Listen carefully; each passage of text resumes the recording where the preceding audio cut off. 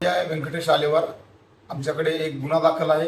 अपराध क्रमांक 432/2026 कलम 82-85-3 भारतीय न्याय संहिताप्रमाणे गुन्हा 23 तारखेला दाखल आहे. यामध्ये एका महिलेनं आत्महत्या केलेली आहे.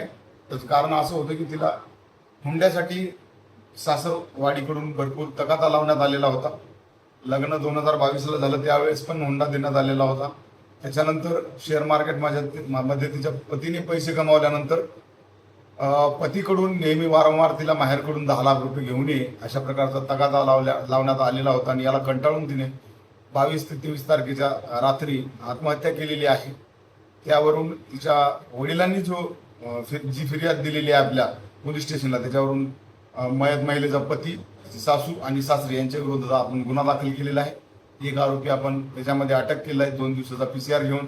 त्याला सध्या तो न्यायालयीन कोठडीत आहे. इतर आरोपी शोधण्यासाठी आपण पथके रवाना केलेले आहेत. लवकरात लवकर इतर आरोपी सुद्धा आम्ही अरेस्ट करू आणि गुन्ह्याचं दोषारोपपत्र माननीय न्यायालयात लवकरात लवकर सादर करू. धन्यवाद.